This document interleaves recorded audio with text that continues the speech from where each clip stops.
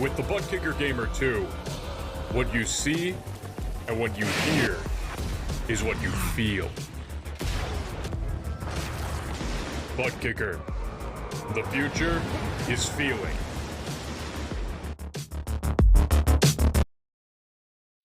To be the best, one must beat the best. Ovals, road courses, the streets of iconic cities, race after race, the top sim racing IndyCar stars will battle it out. In sim racing, it doesn't get any better than this.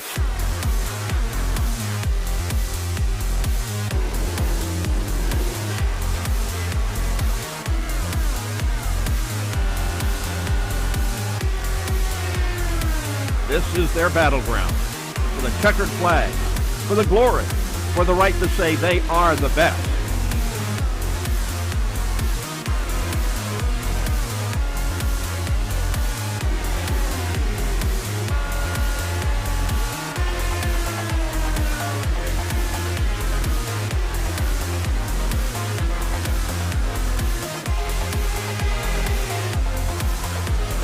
The cars and stars of the Lionheart IndyCar Series, presented by Buttkicker, are ready to race.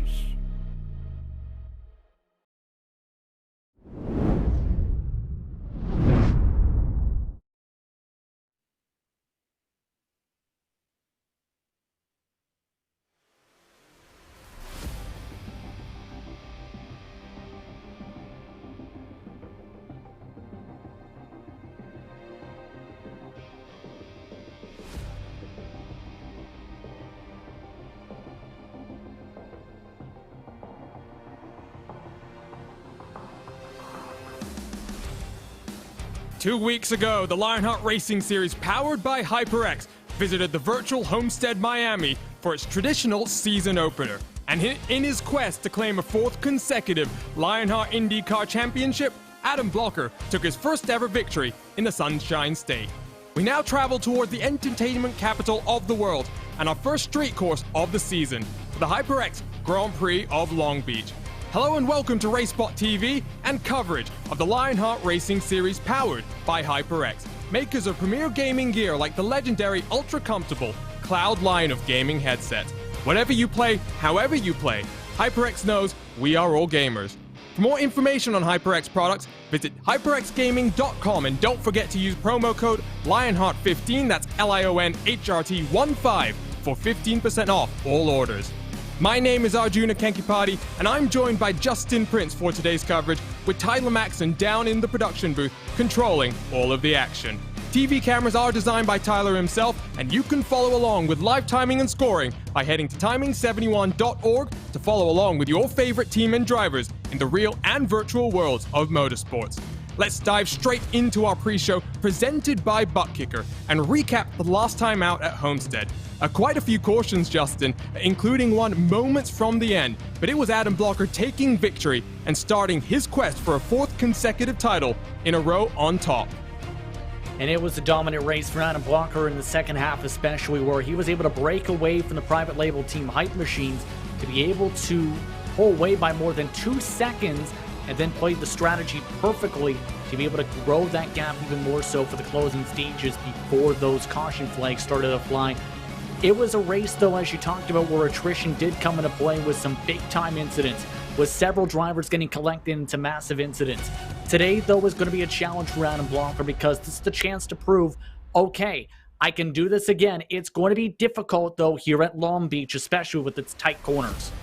First street course of the season, and it's a very interesting schedule that we should take a look at right now because we head to Phoenix in a couple of weeks' time as well, Justin, for what is two very crucial races. Homestead, we talked about the attrition there. Long Beach and Phoenix, very similar, and you don't want to be heading into Watkins Glen, round 4 of this championship, already on the back foot when someone like Blocker is already looking oh so strong. Momentum is so critical when it comes to a series such as this, especially with the talent level, and it's going to be very difficult as a result doing these next couple races because Long Beach is known for its attrition, especially with its tight hairpin corners and its hard braking zones where drivers are likely going to be able to send it throughout the day today. For Phoenix, It's the type of racetrack where it's a short track. Anything can happen throughout the race where drivers are carrying massive speeds and in turn carrying massive speeds in the corner exits where drivers could snap around. Both of these next couple races are going to be very pivotal to try and carry momentum forward if you want to try and set yourself up early for the championship. You don't want to be playing the catch-up game. And speaking of points, let's take a look at our series standings presented by Buttkicker. It is the defending champion Blocker on top, a couple of bonus points as well to his credit, but interestingly as well, a private label team Hype, a very interesting debut for them, Justin. They had a very strong performance early, kind of tailed off late, but you've got a very interesting rookie battle. Jason Brophy, Henry Bennett up there in third and fourth. These standings really are shaking up to be a very interesting 22 calendar season.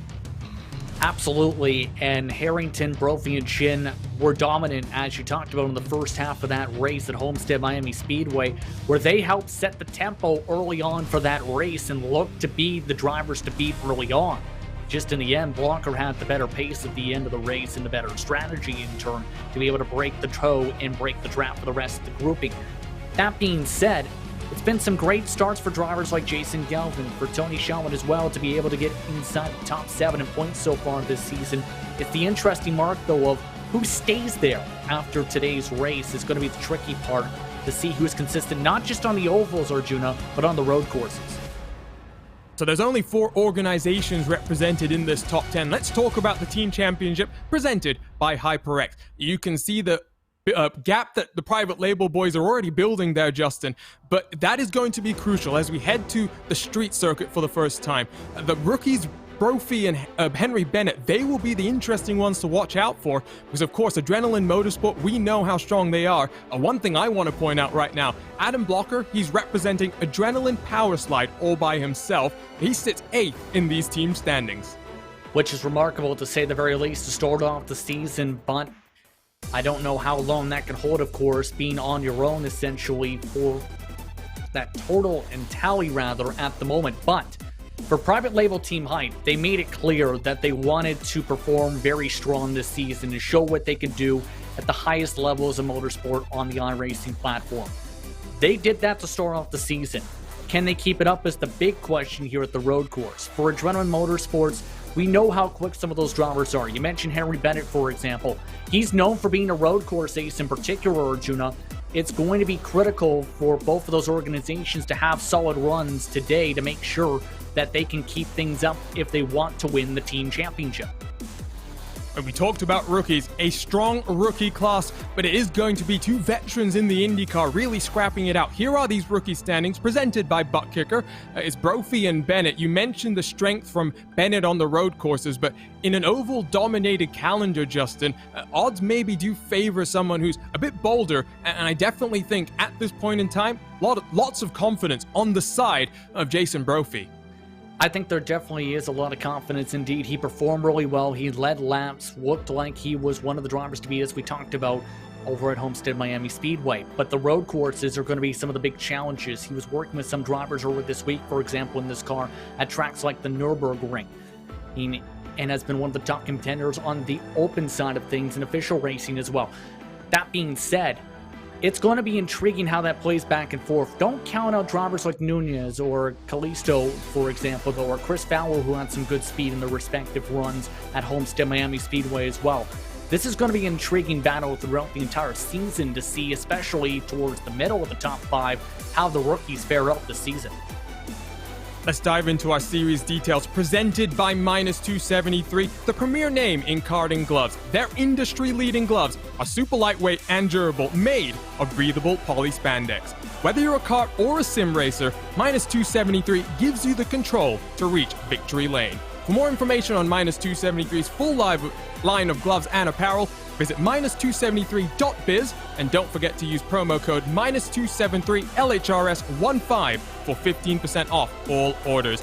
And of course, Justin, here with a custom fix setup, drivers will have the in-car tools to take advantage of, but the interesting thing, for the first time in Lionheart Series history, we've got tire compounds. Drivers will have to take 1 green flag lap with both the primary and the alternate tires, and with 2 pit stops expected, a strategy is very much up in the air. Throughout practice, Arjuna, with some of the top drivers in the series, the separation amongst the red wall tires and the white wall tires was up towards 2 seconds, in fact, for our drivers. So there's a lot of chances for major strategy plays throughout the race today. Fuel has also been a talking point as well to see how things play out there. Many drivers expected to stretch it further along to about 23 laps or so in potential, Arjuna. So it's going to be interesting when they elect to use those tire compounds. I think that's going to be very pivotal on how the start of this race could even play out.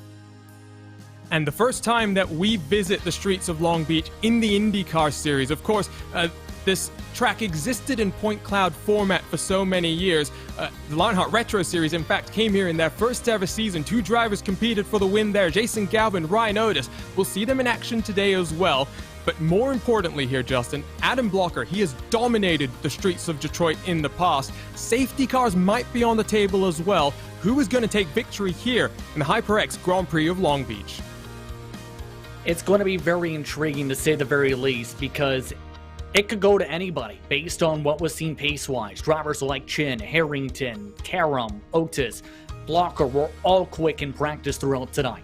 But the main trouble spot is going to be especially the run up to start off the race towards the Shoreline Drive tonight, Arjuna, because that's been a fear for some of the drivers with its tight circuits. This is the type of race where if you can survive the early portions, you're in a good spot to be able to battle for the race victory. There's the chance for safety cars as a result, though, of that potential risk. After all, the track width here is about maybe a couple car lengths or so at the very most. It's going to be very tight here, Arjuna, to say the very least, for our drivers around this track. No reprieve from the walls. Let's talk about this track. Just under 2 miles in length. You've got 2 shoreline drives to work your way through. Seaside Way, one of the most important zones. You have to make sure you don't hit the wall, get the run down in towards those penultimate corners. But Justin, you said attrition is going to be important. 64 laps, a fuel window between 20 and 24 laps, depending on which drivers you talk to. I am very much looking forward to strategy being a major factor here today. I think so as well, especially at this 1.968 mile, 3.1 kilometer road course, 11 turns around here in Long Beach, California. Throughout the beautiful streets, some of the best passing zones as well here are going to be today. Both ends of Shoreline Drive, I think, for today. Also keep an eye on drivers as they run their way through Bridgestone all the way up towards the fountain as well and make their way through the tight corners and confounds there. Also could see some hard braking through East Seaside Way as well for drivers as they enter Sector 3 before that run up to the tight hairpin before the start and finish line. Let's jump our way into qualifying. Just over 3 minutes left in the session, and drivers have 4 flying laps to set their fastest lap times here. We're watching defending series champion Adam Blocker making his way through turn number 5 in towards the left-hand hairpin. He's currently in provisional 3rd position, Justin. The top 3 drivers, they're separated by just over 1/10 of a second right now. And just about everybody except for 4 drivers have elected to qualify. Keep in mind on the red wall tires here, Rigney, along with Callisto, Richie Hearn, along with Brian Greenlee. So that's going to be intriguing for a tire strategy overall. For Blocker, though, it's going to be intriguing to see if he's going to be able to get the pole time here with that just 1/10 of a second gap. After all, fuel load's going to be the lightest for these cars here. A decent launch down the front straightaway here. Let's see what the time is. Final flying lap for Adam Blocker as well. What is it at the line? 107.176. He improves, but only marginally. He stays in 3rd position. Karam is up into 1st. He's pipped Joshua Chin by just over 0.03 of a second. That is a very interesting qualifying lap time. We watch another car working its way down on towards East Seaside Way right now. This is Matt Taylor on these red mark tires, Justin. Couple more corners for Taylor to really improve on what is a very difficult mid-pack qualifying time right now. Yeah, majority of the field, in fact, in the 108s right now, outside the top 14 positions right now. So if I'm Taylor, get yourself at least a few car lane, or at least a few tenths quicker here. We've seen he's got the pace, especially in the speedway side of things here, but for him, does get a little bit better, much better in fact. He jumps his way up into 5th. Great drive there. Closing stages of qualifying, 90 seconds left on the clock. Drivers will have one final opportunity to set qualifying lap times. There are some big names down the order here, Justin. And most interestingly for me, Andrew Kinsella, the Canadian, he's down in 22nd position. He's got a lot of work to do now to climb his way up through the field. Yeah, that's going to be very difficult to be able to make your way through this field. Jason Brophy of note in 20th position as well. That time is about 1.2 seconds off the pole time. Our drivers like Mike Rasmus in 14th position did well in the Retro Series over at Watkins Glen. You have some very solid road course racers, to say the very least, Arjuna, who are going to be very much challenged here to stay out of trouble. This is going to be one of the most intriguing starts to the season so far. I think in all 3 series as a result, with so many fast drivers in the mid-pack and some drivers overall looking to showcase what they can do and shock some people up towards the front. Less than 30 seconds remain. Jay Brandt around the final hairpin. That'll be a very tricky spot come at the start of the race. He dives onto pit road. 20 seconds left, Justin. And not many cars able to set a lap time right now. Quick expectations before we head to see the starting grid. I think it's going to be a crazy start to this race at the very least, Arjuna, but it's going to be a race where I think once things settle on in, things are going to get calm, and it's going to become where the true talent and skill and preparation comes in for our drivers. It's going to become the question, did you prepare enough for this road course? Did you prepare enough to be able to perform around Long Beach? Let's go trackside at the streets of Long Beach and take a look at a buttkicker starting grid. On pole position, it is Sage Karam, a real-life IndyCar driver. He's got a very prime opportunity here to take another race victory in the Lionheart IndyCar Series. Alongside him, Joshua Chin, the king of chins himself. He might have some fuel saving up his cars. Defending series champion Adam Blocker, he starts on the inside of row number 2. Connor Harrington in the number 44 on his outside. Matt Taylor, a very impressive qualifying performance there. He's up in 5th, with the Canadian Brian Carey rounding off row number 3. Tyler Groff for Graphics LPM, he lines up in 7th alongside Aaron Morgan, his teammate. Henry Bennett in 9th, Ryan Otis in 10th, Brian Beard back in 11th, Adam Fraser on the outside of row number 6. We'll work our way through the grid quickly because it's a very short pace lap here. It's Chris Fowler in 13th, Mike Rasmas 14th, Matt Houston 15th, Lionel Kalisto back in 16th position, Stefan Larkamp, the Sandman himself back in 18th position. We'll work through the halfway point in our grid. Samuel Ryman, Jason Brophy, Jay Brandt, Andrew Kinsella, James Grahula, Justin Weaver, some big names with lots of work to do here from back in the pack. 25th position, Scott Holmes alongside James Paulson, and then Ron Hacker, George Anzaldo, the series organizer, 2.3 seconds off the pace, and then Ricky Harden and Big Joe Hassett for the second time this week. He starts back in the pack. Jason Galvin, Dustin Wardlow, final car setting time, Luis Gonzalez Nunez, Richie Hearn, Brian Greenlee, Mike Rigney, 35th and 36th, and then Christopher Reagan, final car in today's field. It's about 50-50 in terms of the tires, half the field on black, half the field on reds. They do not have to start on the tire that they qualified with, and we've got some onboard cameras to work our way through here today. Out front, it will be Sage Karam and Adam Blocker, 2 drivers in the top 3. They've got some prime looks to take a look at. Karam with the Hyperx onboard camera, because whatever you play, however you play, Hyperx knows we're all gamers, and Hyperx is always ready to game. Adam Blocker, he has the -273 onboard camera, the premier name in karting gloves. Visit -273.biz for more information. It's a short run down to the green flag here. Competition, commitment, excitement. This is Lionheart, and it's Sage Karam at the front of the field as the pace car down on the safety of pit lane, and we get underway with the Hyperx Grand Prix of Long Beach. Karam streaks his way down into the first corner unchallenged. It's Chin and Adam Blocker side by side in towards that very tricky braking zone. Blocker will get the move done. Through on Chin, Harrington into 4th, Matt Taylor in 5th, Brian Carey in 6th, Justin, as we enter the fountain for the very first time. And this is where you already want to get single file at the very least. It can be very tricky with attrition if you end up making a mistake in this section of the racetrack. This is now, it leads right into where it opens up. right towards West Shoreline to be able to try and set up some potential passes later on today before their turn onto Pine Avenue and their way towards Seaside Way.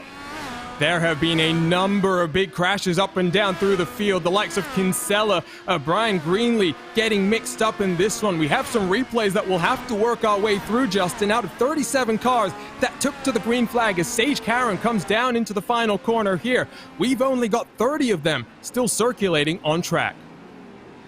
Not the way those drivers would have wanted to start this event, to say the very least, but it's been a picture-perfect start for Sage Karam. For Sage Karam, we know the experience he has when it comes to driving an IndyCar. He's utilizing that right now in the road courses. He dominated in the Retro Series over at Watkins Glen and pulled away by a significant margin in that race, keep in mind, to be able to take that checker flag, looking like a solid start for him as we take a look at what happened here. I think there's a number of replays to work our way through. This is Weaver, unassisted potentially into the fountain section. Looks okay in front of him. Oh, Kinsella has a good rear view mirror shot of what happened there. Kinsella has his own accident by himself, Justin. Causes a big checkup out of the fountain. And a bad spot to be stuck in as well, as that forced him to tow, with him being in a very bad spot to try and turn around there. Very unfortunate for Kinsella as that takes him out of contention very early in this race. As a result, though, several drivers have moved up several positions. Jason Galvin up 7, Nunez up 7, who started at the back. Mike Rigney started at the back in 8 positions already gained. Towards the mid-pack, drivers like Samuel Ryman already up +2, James Grahula +3 in the early going. But already the gap, nearly 2 seconds. Karam looking nice and calm so far. Well, in the top 10, Justin, only one change of position. That was Blocker on Chin down into turn 1. Blocker was assisted by that push to pass, a little bit of power that you can get down into the braking zone. I don't think Chin fought it too hard. Strategy now, though, has to come into effect, Justin, because we were talking before we came on air. Adam Blocker has already told me he thinks he may be able to go 23 laps without any fuel saving. When you think about the fact that drivers have to run the black and the red marked tire in today's race, and that will really make his black marked stint that much shorter and might save him that much more time as well. Absolutely agree with you, especially since the majority of your lead cars did elect to go with the red wall tires here to start things off. So this is going to be a case where drivers are definitely going to be thinking about that big picture play, try and limit a time on those tires to try and maximize the amount of time on the racetrack.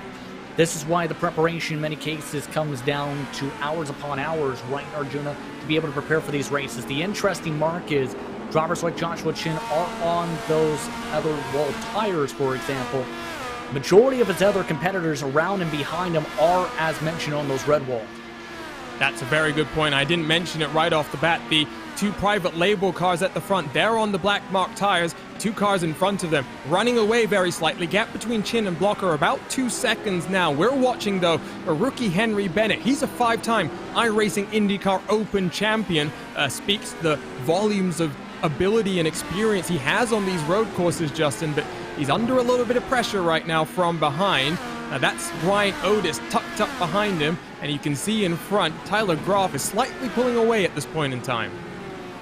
We talked about this a little bit at Homestead Miami Speedway. Ryan Otis, of course, known for his experience in the Lotus 79 with all the success in the Retro Series in particular, trying to be more and more adjusted to the modern machine so far. So that can take some time to be able to come to grips with things, to be able to learn the nuances, to be able to get used to the tools as well. So for Otis, though, it's been a strong start for him so far, Arjuna.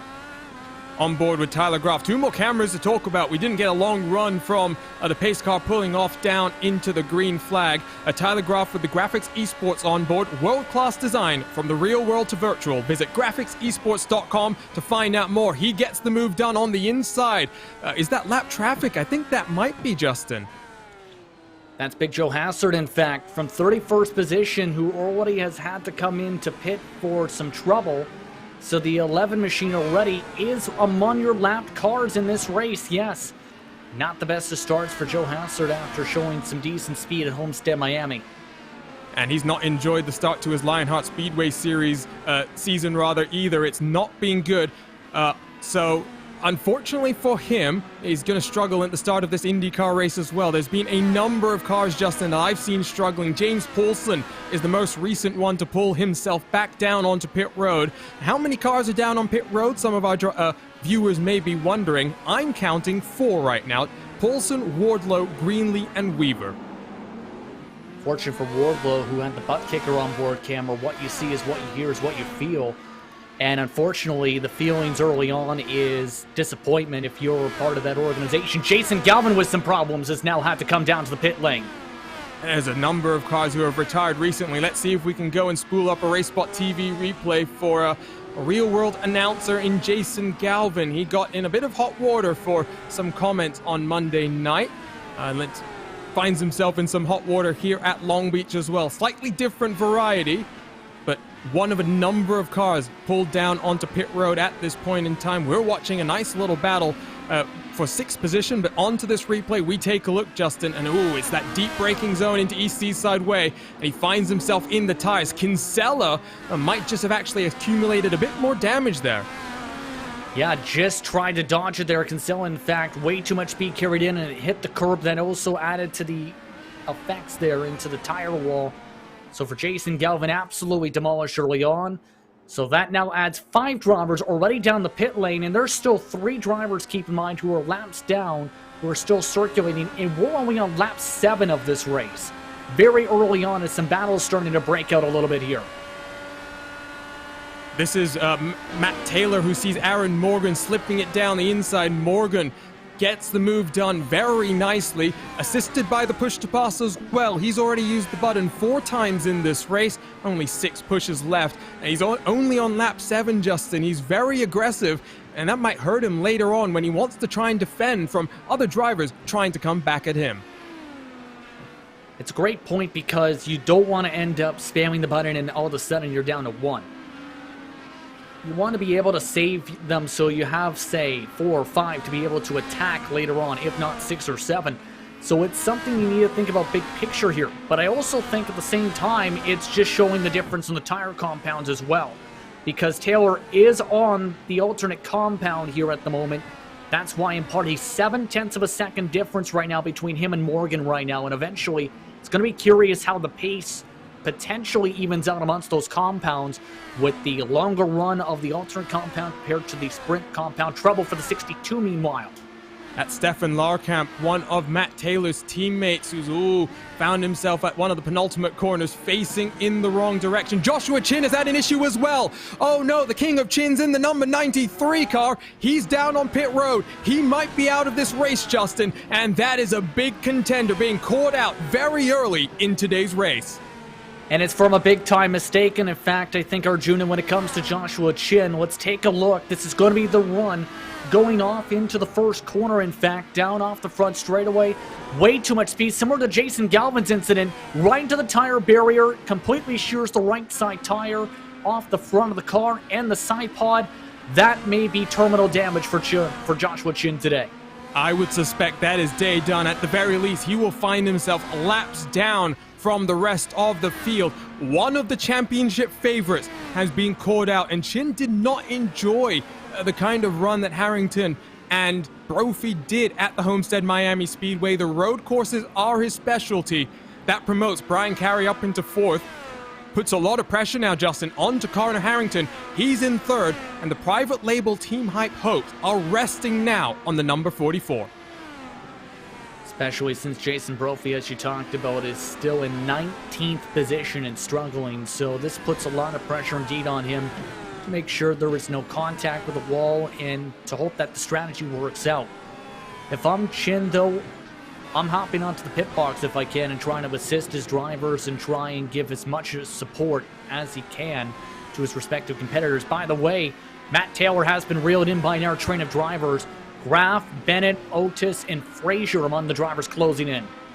And remember, this will flip around at the end of the race in those closing stages when these cars on the red marked tires, they may be on the blacks. and they will really be struggling in comparison to someone like Taylor. The gap between Karam and Blocker, that's up to 5 seconds right now. Harrington finds himself almost 8.5 seconds adrift from the defending champion. Brian Carey is hunting him down 1 second back now, and similarly to what we're seeing right now with the Graphics Esports onboard and Graf closing in on the black mark tires, the Canadian Brian Carey is doing the same for the third and final podium position. We're about halfway through the fuel stint right now, Justin. It does mean these cars will start to pick up some speed. It'll be slightly easier to control as well. Especially since they're going to be much more lighter as well, and as these drivers, keep in mind, are going to be also making their adjustments in car with the weight jackers and whatnot to make sure that they properly make their way around said corners here, and those adjustments are going to be very much critical here to make sure you keep in mind of those in-car tools throughout this entire race to balance out the potential tire wear that can come into play here. Keep in mind that the fall-off for some of these drivers has been minimal. For others, they've seen fall-off of up to 6/10. And it's all a fixed setup as well, so it's about driver style. Maybe a little bit of in-car tools will come into effect. You've got the front and rear ARBs to play around with. You can make it softer, make it harder. Might help you out very slightly. As we complete lap 11 here for this mid-pack, they will come across the start-finish line side by side. You'll see right now Brian Carey has closed on down Connor Harrington. The gap now below 1 second. And as we work this point of the run, Justin, how aggressive is someone like Carey going to be here? He knows that Harrington will get onto those faster tires and maybe will pick up some speed, but at the same time, he knows that track position might be very important. I think right now, at the very least, if you see an opportunity, take it.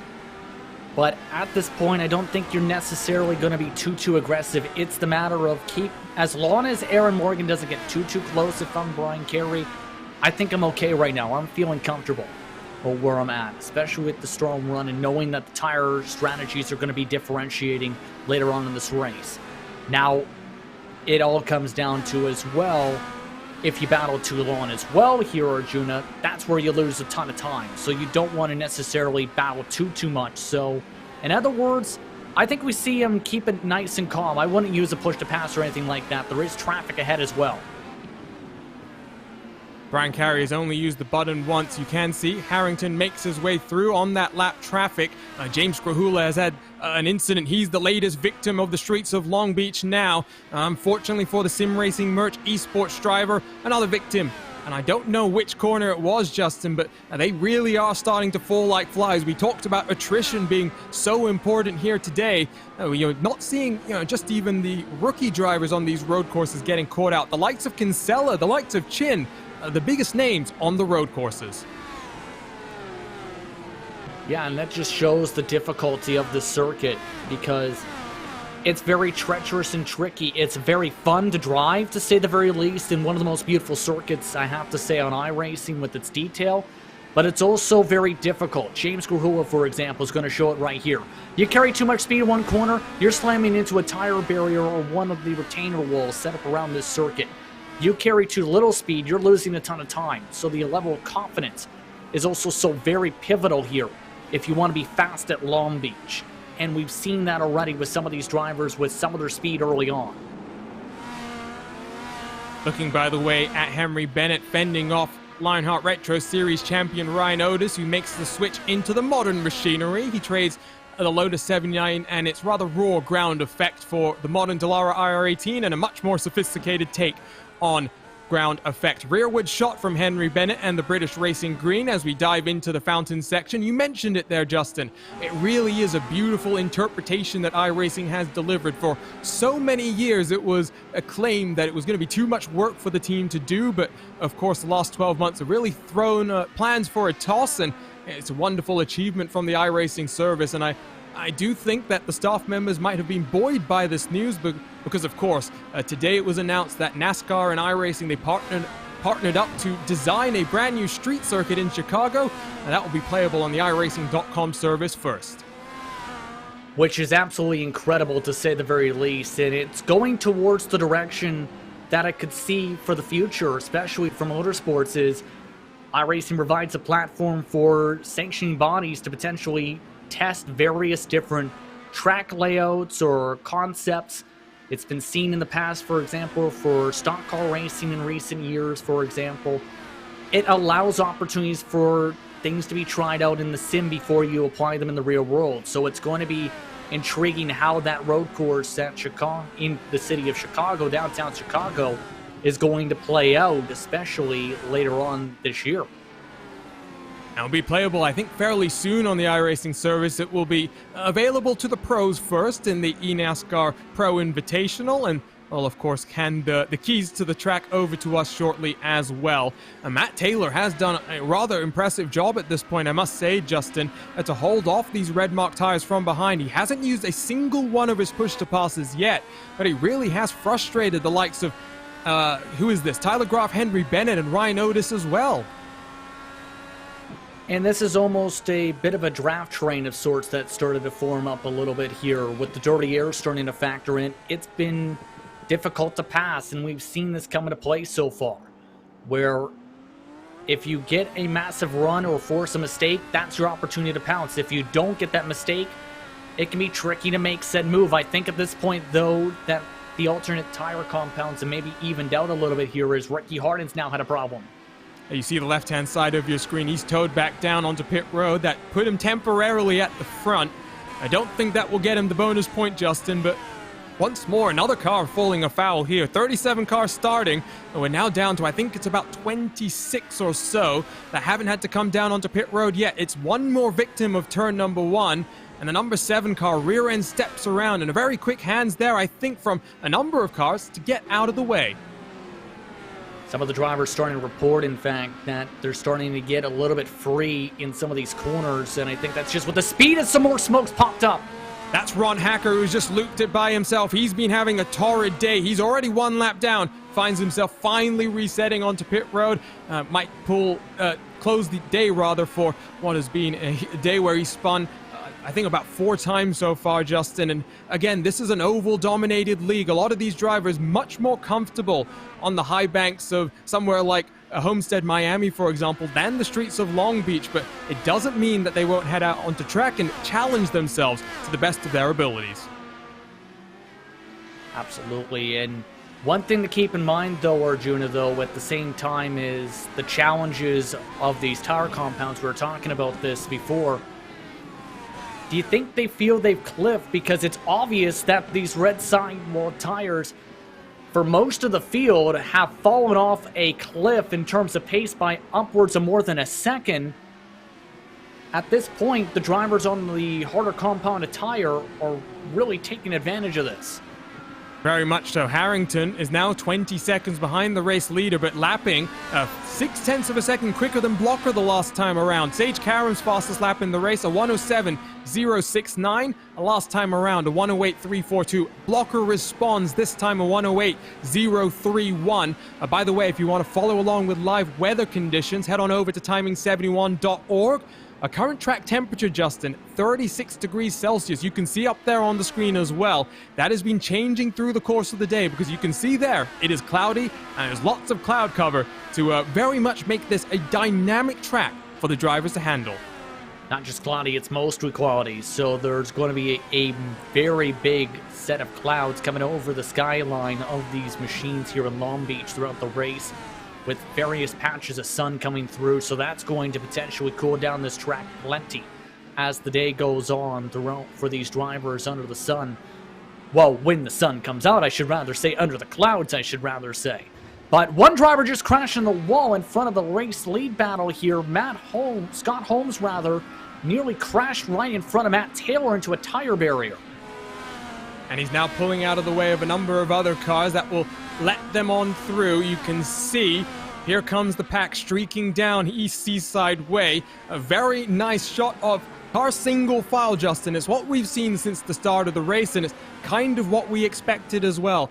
Other than Blocker getting past on the red mark tires on Joshua Chin into turn 1, it's been a race of attrition, and I'm now waiting. We are laps away from the pit stop window opening. When is Karam going to come down? When is Blocker going to come down as well? My suspicion, Adam Blocker 7 seconds behind the race leader, he's been doing a little bit of fuel saving. That has to be the thought process, is with that big of a gap for Karam. He's been going flat out in the 108s for much of this run, so it's much more different in terms of that fuel pace.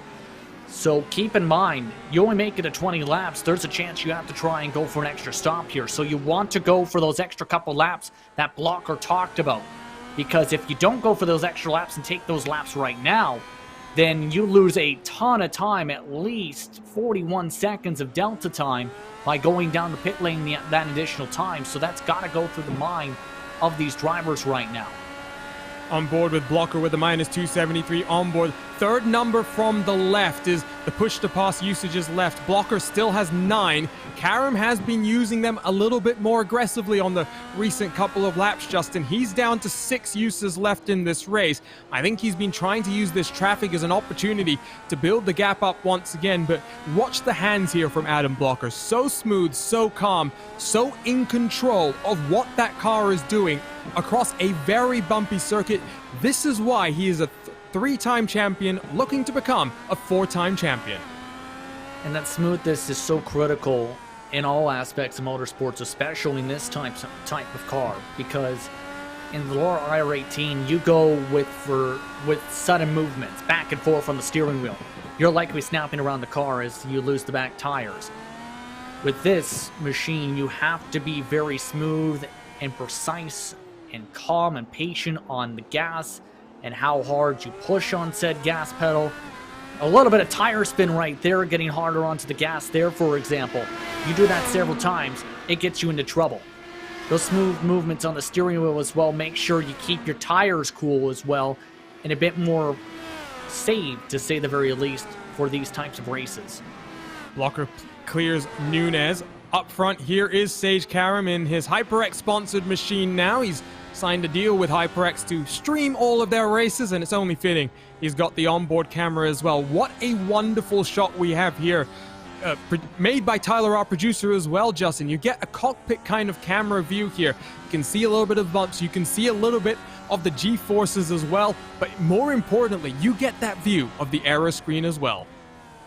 Yeah, right from the visor in particular here, and you can see some of those movements as well. We were talking about this for the Speedway Series as well. Head motions added for some of the Dallara chassis in particular, Arjuna, as well. So those motions come into play here with the amount of G's you're carrying around this racetrack and how much speed you're carrying forward. More than 160 miles an hour in particular for Karam, where he's a bit more rugged on the steering wheel movements. But the thing is, he's still in the 107s in clean space. He's been trying to push hard to build up this gap up to 9 seconds. Well, I think the one thing you're seeing from Karam is he said from day one he builds his simulator to be like his IndyCar as well. He's got his force feedback cranked to the maximum. Quick snap of hands there to catch the car coming through turn number 6. I wonder how sore his arms will be after today's race. He's gearing up for another crack at the Indy 500 in the month of May. Rumors circulating about his ride with Dreyer and Ryan Bolt Racing. Hopefully things go his way. Maybe we'll see Hyperx on that car as well. Here is Henry Bennett, though, in that battle for 6th position. He's cleared Tyler Groff in the recent moments, and you can see the gap between Taylor and Bennett is now 1.7 seconds at the tail end of the fuel window here, Justin. The red marked tires are very much starting to burn off. Here is that pass down into turn 1. Bennett just was given the opportunity up the inside. Groff just gives him the space. You don't want to go side by side in that section, otherwise you can push into the tire barrier. Seen Ryan Otis nearly actually did push into it, watching them battle for position. And now becomes the test. Can Bennett get past Taylor? If he can get to Taylor is the big question, especially since we are inside that window, as you talked about, and everybody has pushed it past that 20-lap estimate. Harrington down on pit road on those black mark tires. This is the earliest he can come down. He will shed those tires. He will not have to use them for the remainder of the race. He will be on the primary tires now, and the ones that he wants to be on. Excuse me, they're called the alternate tires, Justin, but they really are the tires that he wants to be on. Harrington up on the box right now, getting the 4th fresh set of rubber. Yes, indeed, and going with the red wall tires, indeed. Quick stop for Harrington of 9 seconds or so. So we'll look at Graf and Ryan Otis. Otis has just continued to apply the pressure here. And they're just getting to the very edge of dragging their side pods against those walls in that section of the racetrack as Harrington's off and away. It is so tight around the circuit, as we're hearing Graf is going to be coming in this time by, and several more have come in, including Sage Karam this time. Karam down on pit road. Otis tries to get his way past as well. Blocker stays out. This is what we were expecting. How long can he make it stick? Oh, Stefan Larkamp, Andrew Kinsella. There's been a small issue for those two drivers. Larkamp has retired from this race as well. They are falling like flies, Justin, and we are in the pit stop window. Not the time where you want massive trouble or have to take a tow when you already have to come into pit in the first place. As here they go into that tight pit lane. You can see just a quick bobble to the right, over to the other side of the median to be able to come over into the pit lane. Just about everybody coming in. George Anzardo and several others crash in the pit entry. Oh, there's a big stack up right now. They've had to reset a couple of cars. Mike Rasmus and Anzaldo have both had to take the tow. We'll get a replay up on your screen in just a few moments' time.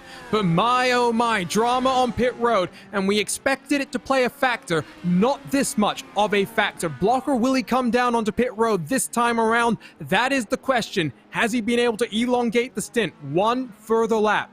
He's peeling to the right, Justin. He's down onto pit road.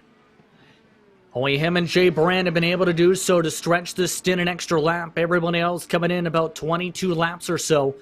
So it's looking like, at the very least, going to be a potential two-stopper for just about a majority of the field if they hit the same marks. This is what happened, though, with that incident. And Zardo tries to come in as they're side-by-side. Wow.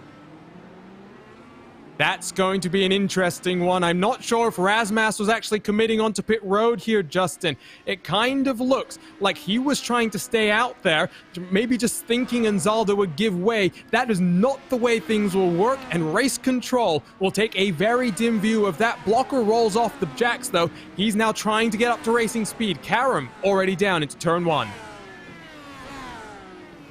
Blocker actually was able to close up a touch bit with the stop by maybe about half a second or so with the pit stop sequence, but it's now going to be the question of how they fare out with the different compounds here. They are on vice versa compounds. Karam went with the alternate compound with the white tires, the red wall tires for Blocker on this sequence, so this is going to be a true test to see, can Blocker reel on in Karam now with the different compounds? And this is the stint. He's got to not just pull the gap in, he's got to make the move happen, Justin, because as soon as the tires have, switched on over, Blocker will finish this race on the slower marked tires. Karam will have the advantage. He cannot afford to give the real-life IndyCar driver too much of a chance here, as he will take it with all the opportunity he can get. 100% agree with you on that one. It's just going to be difficult to close in what is going to be a 9.3, 9.4 second gap. It all comes a bit down to the traffic, though, and the timing, though, because they've already gotten to the point, this is how quick the pace has been, that they're nearly lapping their way to 14th. By the way, let's take a look at some of the replays here. Kinsella had some struggles early on. He's had some more. I think that was Larkamp potentially that was also involved. Both of the NHR cars, Larkamp and Fowler, are down on pit road, and we keep having to give this update, Justin. 37 starters. I think we're down now to about 24 cars still circulating. You said it just a few moments ago. We're a couple of minutes away from 13 cars being left on the lead lap here. Just shows the incredible pace from Sage Karam throughout the day here. Here's what happened with Chris Fowler here, as way too much speed and actually just carried to the point where he tried locking it up and hit that back end against the tire wall. So both of those NHR cars down on pit road, day done for them. In fact, actually, Larkamp is finally rolling off of pit road. He's got whatever repairs he needs to get.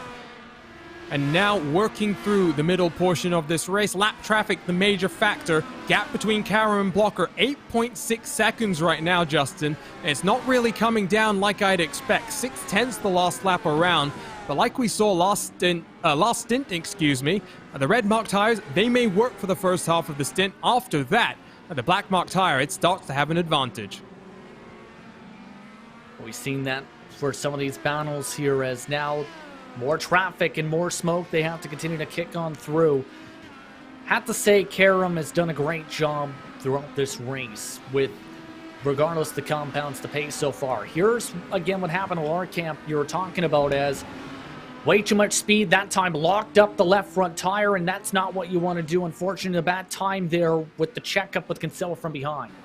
And I think the left rear suspension broke for Larkamp. That's why it pitched around very, very violently in front of Karam. I think that's Luis Nunez who's going to really hold up the race leader right now, coming out of the final turn.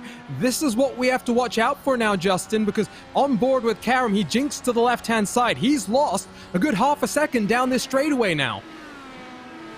Yeah, that's not going to be good and not what he wants, because the thing is, Karam's been reaching this traffic at the worst possible spot so far this run. Right in the exit of the hairpin, right in the middle of the fountain. The thing is, Blocker's going to eventually have to pass the same traffic.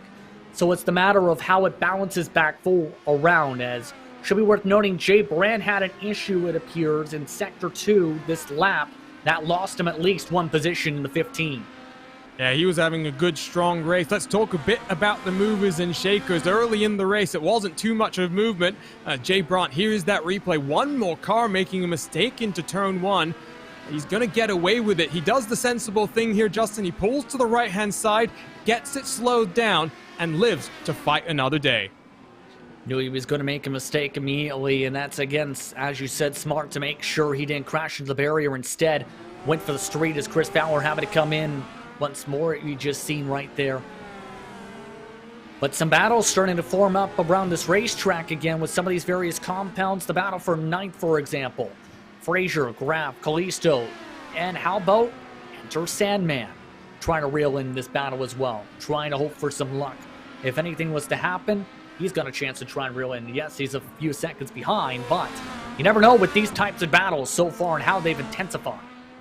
Here comes a move, potentially. It's going to be Graf versus just lap traffic, excuse me. It really is difficult to tell at this point now, Justin, because they are so intermingled. The top 13 almost one lap down at this point in time. At the rate we're going, I would not be surprised if Sage Karam laps up to about maybe even position 8 at this point. And I'm thinking there's the chance of that at the end of this run at this rate. Let alone how he fares at the end of the race. It could be even higher at this rate with the way Karam's been playing this out at the front. But keep in mind that the pace differential has been extreme with the confidence and talent levels as well, Arjuna. Some of the drivers in this battle right now running in the 108s, 109s. Your leaders are still in the high 107s, low 108s. Last time around, Blocker was just above the 108s. He's very consistent at this point in time as well. The difference between the top 3 just separated by about tenths of a second in lap time right now. Don't go anywhere on RaceSpot.tv. We're going to go side by side midway through stint number 2 here from the streets of Long Beach. We'll be right back after these messages from our partners.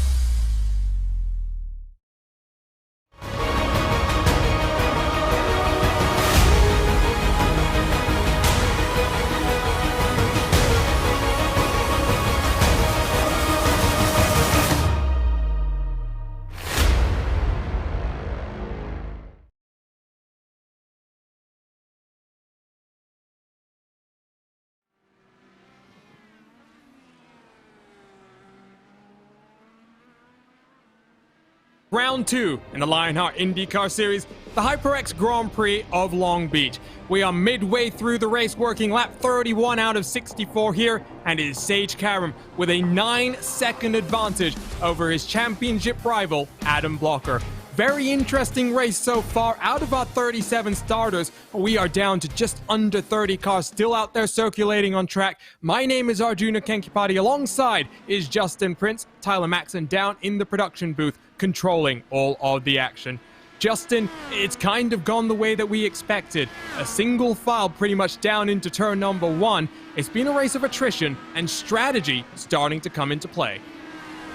Especially with the decision on some of these tires, and it's come into play for a couple of these positions. For others, it's been to where they've been able to grow gaps. But for Matt Taylor, just now moments ago, trouble that ends up breaking his suspension from the top 6. Taylor was one of our strong storylines of the night, and now his chances are done.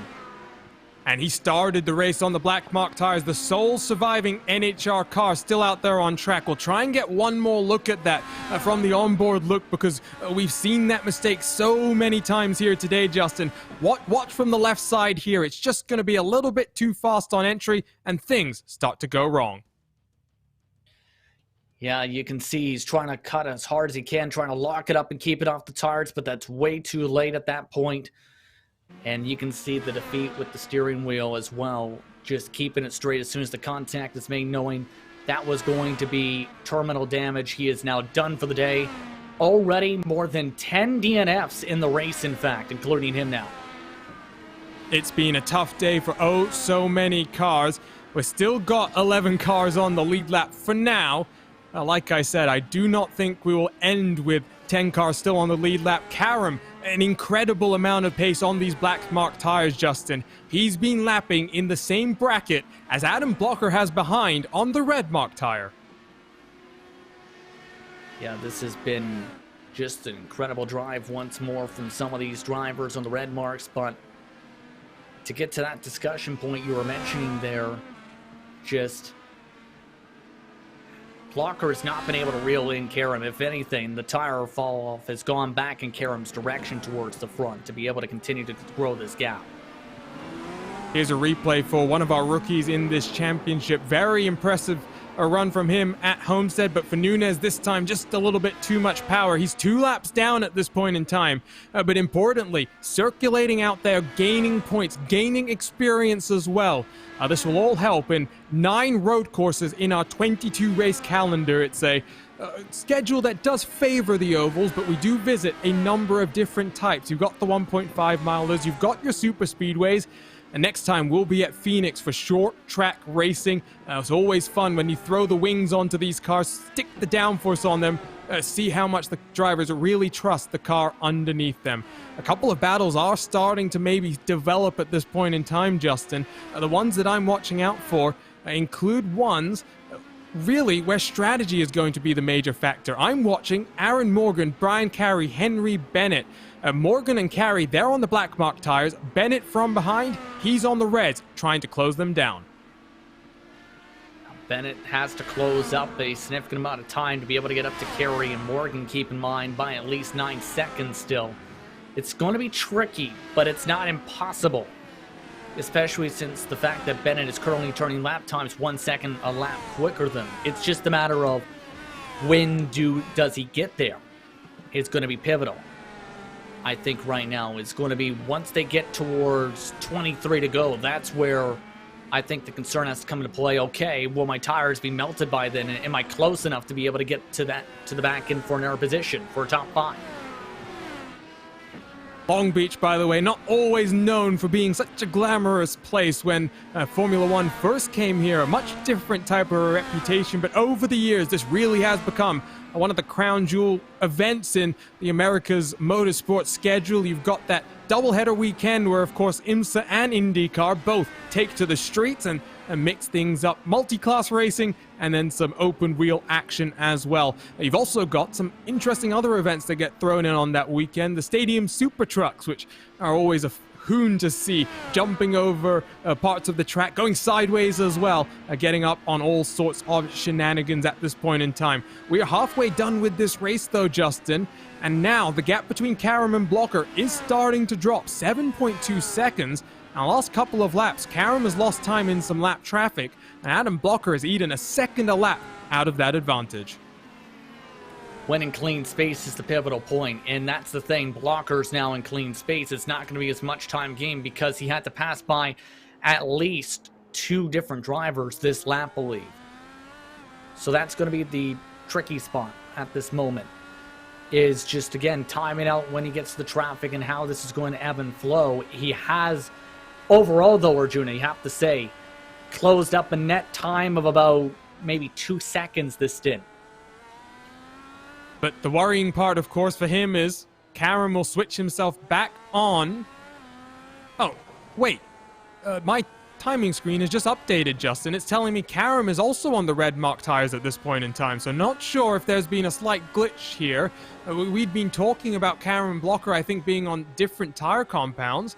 I think our graphics are slightly incorrect here. Karam is on the black mark tires, excuse that. That got me a little bit concerned for a second there, but 6.6 seconds the gap now between first and second. Once again, just to go back to the point, once that tire switches around once again, Karam will be in the prime position. He's got 6 seconds to the good right now. Yeah, and that's the main cushion, right, is going to be how that plays out as well. And since they're at the very, pretty much in the same straightaway is the key thing now. And it's obvious that Blocker's quicker when in the open space. The problem is Sandman and Brand are right up the road as well for him to try and deal with, and the dirty air from that's going to impact him a little bit this lap, for example. You can see how much more confidence he has to be able to send it under the brakes in towards the fountain, for example, as he scraped the wall a little bit, I believe. Just a touch kiss with the left front tire there. They really are pushing to the ragged edge. Mike Rigney, by the way, has come down onto pit road, heads back out there 3 laps down and in 21st position. Don't think he's going to be able to get to the end from here. Maybe one pit stop still required in the number 00 car. Blocker past more lap traffic as Karam comes into the final hairpin already. 14 laps into the stint. And we did see Karam came down first. It does mean slightly shorter pit stop here for Adam Blocker is expected, Justin. I don't think it's really going to get him out in front. If anything, it's just going to give him sight of Sage Karam and, you know, that mental pressure that he can still go out. He's still got the chance to win this race.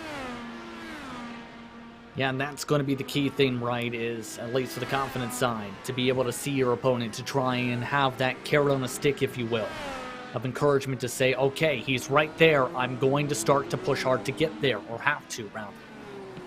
And for many drivers, that's the biggest encouragement that they need, right, is that push. And right now, for Blocker, that encouragement for now is just getting to that position to have that carrot on the stick.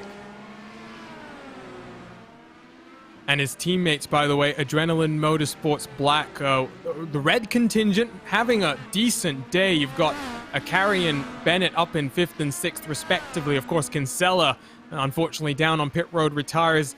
Might be finishing down in 30th position, but none of the second team is out there on track today.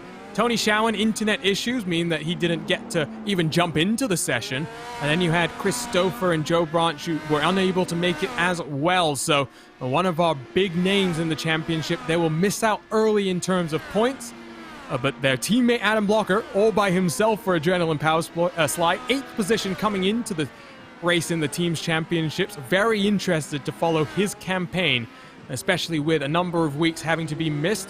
It was just confirmed, I think, a couple of days ago, Justin, but Blocker, of course, will be in Indianapolis for the month of May, trackside with his duties with the Ilmore engineering team, but he will have the assistance of an IndyCar legend, Carrie Betthausen, who's going to help provide a rig for Adam to compete with during the month, because there are some very important races that month, and in his quest for a 4th consecutive title, Blocker is leaving no stone unturned.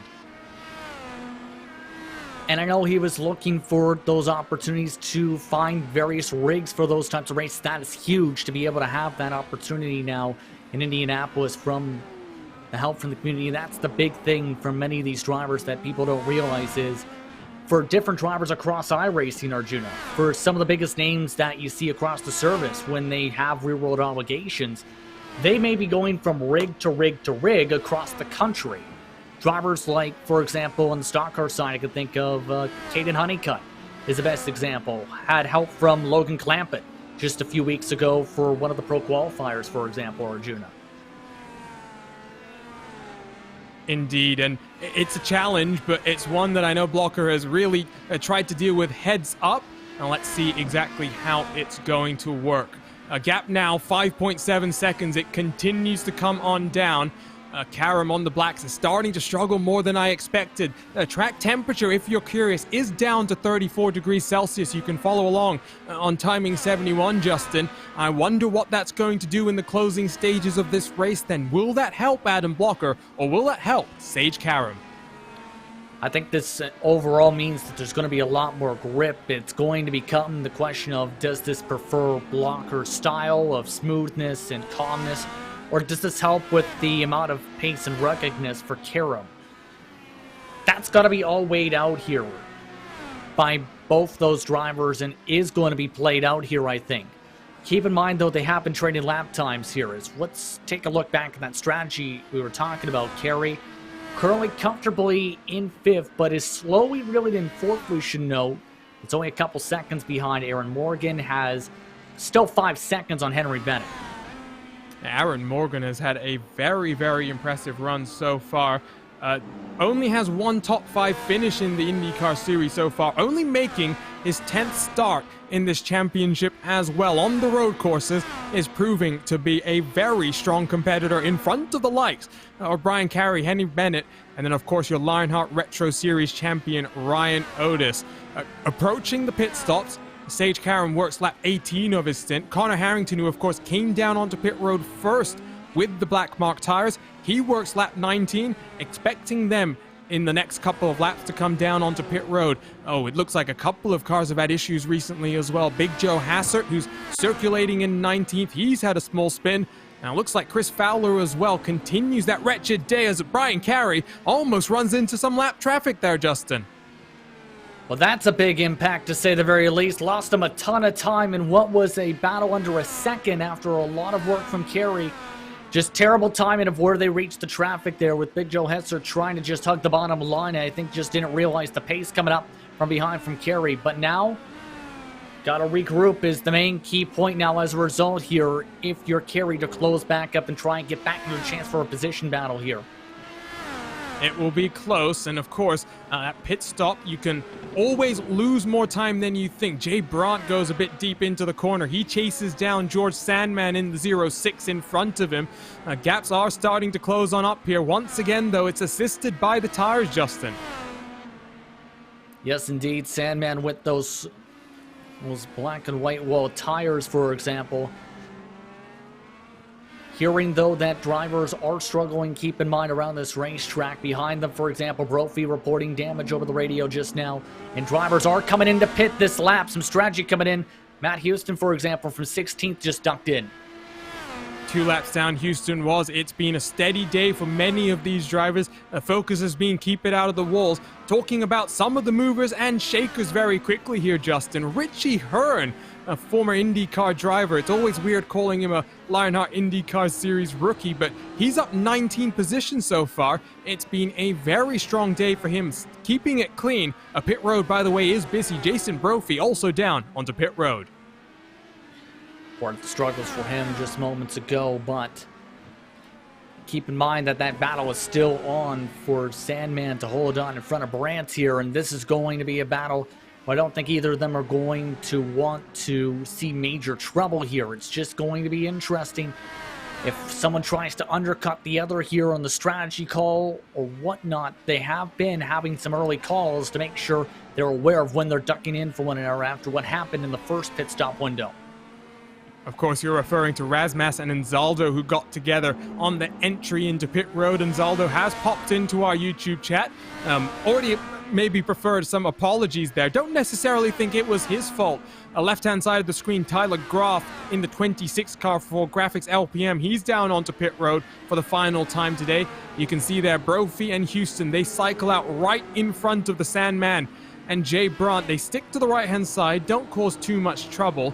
And that was something that Race Control had told the drivers to keep an eye on, Justin. So Houston there behind. He lost a bit of time in the battle for position, but more importantly, kept himself clean, kept himself out of trouble. And that's the key thing. Think about the big picture. Think about the points here. Keep yourself clean. You don't want to end up putting yourself in a bad spot that forces you to push too hard and you make a massively vital mistake. As a driver, you do not want to end up being put in that box where you have to overexert like that overall in this type of race. Harrington and Morgan, they're down on pit road for the final time in this race. Harrington on the red marked tires. Here comes Sage Karam, though, from the lead of the race. He's also making his way down onto pit road. Important stop. The Sandman peels off as well. This is the money stop, Justin. This is when Sage Karam cannot afford to lose time on pit road. Can't afford any sort of mistakes, to say the very least, especially with this massive amount of time built up throughout the race. He's gone back onto the red wall tires, should be worth noting Sage Karam has from the pit lane. So the strategy is now coming into play once more. Blocker had started to shed time back, Arjuna, it should be worth noting, back into more than 6 seconds before this pit stop. That's crucial. That was at the end of the stint for Sage, some time that he can use now to maybe work on the gap and maybe build the gap up once again and then relax in the closing stages of the race. Carey, Bennett, and Otis, they're down on pit road. We're just waiting now for Adam Blocker to make his final pit stop, Justin. And I do think it will still be Sage Karam with a comfortable lead. And on the black mark tires, I'm not really sure what Adam Blocker is going to be able to do. He stays out for one more lap, but he really is in a difficult position here. Yeah, this is not going to be a very easy situation at all, as we've talked about, because, well, at the very least, when he comes into pit, he cycles into second position still. That's the given. It's been the difficult spot of actually getting up to Sage Karam throughout the day today, and for him, it just hasn't been that case throughout the race so far. For Blocker now, it's the matter of getting towards that pit stop window. He's going to have the lightest car on the racetrack. That's the key thing here, Arjuna. And they're trading push-to-pass usages back and forth. Karam only has 3 uses left in this race. Adam Blocker still has 5. He's been rationing his a little bit more over the course of the stint. Coming through the penultimate corner, he's working lap 22 on the stint. He may be able to go 1 lap longer here, Justin, but he's stuck up behind. I believe that's Luis Gonzalez Nunez in the 14 car. He's losing lots of time. This is not ideal for Blocker. He's coming down onto pit road. That will lose him even more time. Had to really check up hard. Lost him at least about maybe a second or so before heading that pit lane, as Nunez nearly crashed into the pit wall, in fact. So now Blocker has to make this long trek down the lane. It's a 41-second net overall down this lane. Karam is already making his way into the final hairpin. Adam Blocker, actually, I'm just watching the replay back. He almost hit the pit wall. That would have ended his day as well, and not how he would have wanted it to go. Karam across the start-finish line, as here comes Adam Blocker off of pit road. He will beat out Luis Gonzalez Nunez, but there goes Sage Karam. Blocker is still in the pit road, Justin, waiting to get released from the limiter. I think that gap is going to be upwards of about 9 seconds. I think there is that potential chance, as Blocker has made his way out of the pit lane. Karam is being held up by traffic right now a little bit, though. It ends up being about under 8 seconds, but the damage was still done by that final lap into the pit entry. That lost second is going to be very critical, and this traffic ends up helping a little bit, but the damage is still done.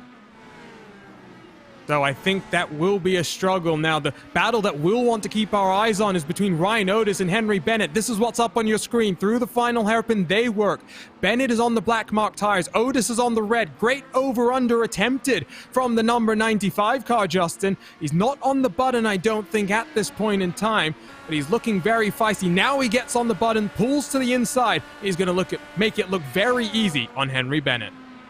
Yeah, Bennett giving him the space, in fact, right there, knowing how much speed was carried in. Otis near perfect on the mark, in fact, nearly scraping that wall with how much speed he was carrying. But a well-executed move. Now it's the matter of how far can Ryan get. It's similar to what we've seen with Bennett on the last stint, where Bennett was the one trying to push. Now it's Ryan Otis who's the one who's trying to push to get up to Aaron Morgan. Switch, by the way, 4 positions. You mentioned trying to challenge Morgan is Otis now in the pit road. Aaron Morgan had a 13.5 second stop. I believe he had a front wing to change there. That's dropped him behind the Canadian Brian Carey and has put him into the clutches of the Lionheart Retro Series champion and a number 95 car of Ryan Otis. There's lots of pace being displayed right now from Otis, Justin, and even while he was stuck behind Henry Bennett the last time around, a lap time was very impressive from this driver. Yeah, last time a 108.7, back nearly more than a second, just about faster than Henry Bennett, rather 0.8 of a second quicker. This time 108.2, or running 1.7 or so seconds quicker than Henry Bennett. So Otis is coming. He's quick. He's getting up there by about 0.3 a lap to get up to Morgan. It's just a matter of when he gets there, I think, really, or rather, when do the tires allow him to get there, or if they do. Track temperature now still relatively stable at 34 degrees Celsius. It's the wind that's maybe gusting slightly more. That cloud cover has very much hung over the track surface over the last 15 laps or so, Justin. And as we enter the next 15 laps and the final 15 laps as they were, Sage Karam, 8 seconds is the gap. Adam Blocker unable to close on those black mark tires. All Karam has to do now is keep it out of the wall, and he'll take home what will be a 9th victory in the Lionheart IndyCar Series. He's been dominating, to say the very least. Whenever he's been on the red wall tires, he hasn't dropped really more lower than the 107s in clean space. Karam's just been a rocket today. It's been incredible to watch this drive, to say the very least. It's been an incredible race overall for Karam overall. Another dominating performance and continuing to set purple lap times on the racetrack. He dominated at Watkins Glen. You mentioned that in our pre-show, Justin, and I wonder if this is a statement for the rest of the season on these road courses. He got pole position in qualifying. He has not looked back since then. Once more on the visor cam rerun with Sage Karam. In through turn 6 we're about to come, and once again you'll see not necessarily as smooth as Adam Blocker, but the speed is clearly there, and you notice the weight is transferring in a slightly different way, a slightly more aggressive, if you ask me. And I think that's the key word, aggressiveness, coming in. He's got the confidence to be that aggressive, make it away around the racetrack. There's a reason he races in the real world. You have to have a ton of talent to be able to do that in the first place. And for that to then carry over to the sim is also something that takes a lot of talent overall, because for some, it's like a light switch. Into the sim you go, over the talent crosses over. It's been like that for Karam. For others, it can take some time to be able to get up to speed. For Sage Karam, it's been like a light switch throughout this entire race. The switch today, though, has been about the speed, and it's back to super fast. It's now almost 10 seconds, that gap between him and Blocker now. 107.524 last time. He is really setting himself loose right now. Talking about how much experience he has in the sim world, we talked to him on the RaceSpottv podcast a couple of weeks ago. We were just talking with our producer Tyler Maxon a couple of hours ago about iRacing ID numbers, and the magic number is about 15,000. That's when the first official iRacing customers started signing up. They go up in increments from there. Sage Karam, 15,457. He has been a part of the service since the early days. He very much enjoys the challenge. He enjoys competing, and he's set his sights on finally achieving victory in one of the Lionheart Championships this year. Looks to try and set a statement not just in the Retro Series, but here in the IndyCars as well. This is Richie Hurd chasing down Samuel Ryman. And once again, it feels weird saying IndyCar rookie Richie Hearn, but he's all over the back right now of GSRC's own Justin, and looking very aggressive. Ryman not even going to contest the move here. Not going to even hold him up. Actually, they have fellow commentators over at GSRC as well. Samuel Ryman also in that grouping, as well as Richie Hearn, to help add to that. So a bit of co-worker battling there, and you kind of don't want to have an argument saying, why'd you make that dive bomb on me the next time you see someone for a broadcast? Yeah, good point there, Justin. Next time they get behind the booth, there may be a little bit of, oh, you made that easy for me, maybe a bit of ribbing as well, but it is great to see Richie in competition. He has a little bit of internet issues. He lives in rural Nevada, but very much enjoys getting behind the wheel of a virtual IndyCar, and of course, has lots of experience in the real world as well. Interestingly here, you'll see left-hand side, the gaps very much starting to build up once again, Justin. Closing stages of this race, it's when mental fatigue starts to play a factor. I wonder if we've seen attrition play a factor at the start, and it might start to play a factor in these closing stages as well. Yeah, I'm wondering for some of these drivers that could come into play for the absolute mistakes indeed. These drivers have already been turning laps for more so than an hour plus straight around this circuit, with the lap times being a minute plus per lap around. Richie Hearn is starting to show a little bit of trouble right now, though. I've noticed he is starting to really get close to these laps, wondering if he's starting to reach that fatigue level. I think he's just enjoying himself. Look how close to the walls he's running, Justin. And it's something that I was thinking with Sage in particular. You know, it must be an interesting kind of parallel, because I'm sure while, you know, the handling is fairly similar, and maybe differences, of course, but the main factor that is different across the sim versus reality is the lack of danger and the lack of knowing that you're plowing into turn one at speeds in excess of 250 kilometers an hour, hoping that the car will stick when you slam onto the brakes. You don't have to worry about that, and for someone like Sage, who does know what it's like to be involved in some rather big contact in somewhere like Indianapolis, there isn't that little thing in the back of your mind saying, slow down, be careful. Instead, it's go faster, it's not going to hurt. You're right, and mentioned that a bit to me as well when discussing things as well, but you have to keep in mind it can be hard to replicate that feeling for the sim compared to the real world. It really depends on how much equipment you have and the price range, to be quite frank, in some cases. Some drivers run with motion rigs as well. You talked about, for example, imagine somebody running in a full motion rig and you have that contact. You can bring that feeling in, but not everybody can have a motion rig that allows you to feel that all the time. Yeah, our producer Tyler Maxon is pointing that out as well. How does he know, you wonder? Well, a 16-year-old competes in the IMSA Michelin Pilot Challenge driving a Hyundai Veloster TCR car for Copeland Motorsports. He knows that feeling. He's been aside right next to the wall on the high banks of Daytona in a TCR car. There is a feeling like it is a feeling like no other. But the closest you can get is on the iracing.com service, and just a couple of hours ago, the Fox Sports team, they had a lot of fun with the eNASCAR Pro Invitational, slinging some dirt at the Bristol Motor Speedway, and getting some practice for what will be a very interesting weekend of racing action. The first time the Cup cars head to the dirt version of Bristol, but we're focusing on Indy cars. Maybe NASCAR could come to Long Beach at some point in the future. That would be an interesting challenge, seeing cars make their way around the final corner. Because of course, Justin, we've seen it in other races on the iRacing service. Not necessarily here today. They were very clean coming through that final corner on lap number 1. There was some concern from various drivers that things would get checked up. Safety cars might need to be deployed, but with 10 laps to go here, it's been very clean. Drivers really have been fighting the circuit more than each other. As you see, Henry Bennett has dropped down to 8th position now on the left side of your screen.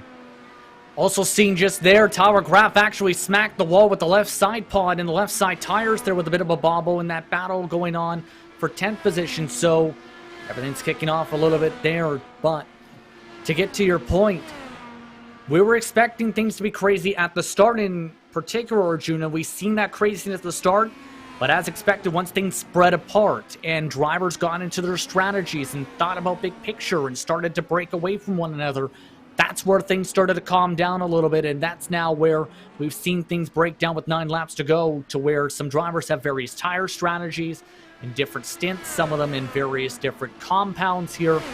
And this is all played out to be very intriguing, to say the very least, to end off this race. And it's not been the same type of race as we've had at Homestead, but I very much enjoyed it, and it sets the tone for the rest of the season, because I think in the last 4 or 5 races, Justin, we go 3 road course races back to back to back. And when you think about the championship, if Sage Karam is in the position where he needs 3 victories to really be challenging Adam Blocker, well, we have to watch out, because that will be 3 opportunities for 3 more victories. Here's that replay, by the way, for Tyler Graf coming through turn number 5. Slight tap of the wall. He's managing to get away with it, Justin, because you'll see he's still managing to hold off that challenge from behind. Any harder, and he probably loses the right side tires, though, keep in mind, because drivers have been hitting the wall with that amount of contact, and with this damage model, it could potentially cause your tire to have to end up breaking off and rely on the tether. He is locking it up a ton, though, and starting to hold them up a little bit here. Sandman, I think, is a little touch bit quicker. It's just the problem is it's a touch bit quicker. It's not going to get you completely on by, and it's the question mark of, can Sandman get close enough to potentially say, you know what, I might risk using a push to pass here to try and get the move done and try and get one more spot, get myself a top 10. Top 10 would be a good result for the Sandman as well. He's made his way up through the field, up 7 on the day. Graf is down 3. He's had rather more of a struggle. Here's a replay, and here's the move, I think, between Lionel Kalisto, Henry Bennett. Bennett on the black mark tires, unable to fight it too hard, and driver, I think, a lot we're expecting fireworks from on the road courses. I think consistency, his aim today, more just focusing on getting to the finish. A top 8 here will very much secure him some good championship points. Comments in our YouTube chat, by the way. RaceSpott's own David Haynes jumping in on the fun here, Justin. I don't know about you, but I was never cautious for my own safety. I'm more cautious because crashing cars cost my money. Well, in real world in particular, it does, because I think our producer would, in Tower Maxim, would say, crashing a car costs a lot of money. And it's like that with your own street car as well, where you get into a situation, it can cost you thousands of dollars to repair. Add an extra couple zeros to a race car, and that's where the thought process can come in. Well, maybe you could tie in damages to your racing system. That would be an interesting kind of change of pace. Force you to be a little bit more careful. There was a very interesting article on, I believe it was racer.com in the last few days, comparing the cost of IndyCar back in 1994 to the cost today. Some teams gave some insight to that organization. Some very interesting numbers on the table there. Highly recommend you go take a look, because I think the numbers might surprise you. The Sandman, by the way, in that 06 machine, continues to apply the pressure, and I do think 5 push-to-passes left to use, Justin. Graf only has the 1 to defend. If there's any mistake from this 26 car, the Sandman is going to be all over it to take advantage. And I think this is a good opportunity to potentially use one of them right here if he can just get a touch bit more closer. Really blasting his way on by. He is using that button, just couldn't get enough of a run to really utilize it. And he mentioned it as well, the use of being able to use them to defend is going to be so critical here, and that's why you bank them as well. If you run out of them, that puts you in a dangerous spot. But here's the thing. The amount you have is also going to depend on, or really factor in how many overall attacks you can really theoretically think about, really. Because with 5 laps to go, you're under 5 push to passes. You can't go and attack on every single lap. I forget who was saying it recently on a broadcast, but I'm going to steal a line from them. It's not just push to pass, it's push to defend as well. Graf used this final push of the button down that main straightaway the last time around.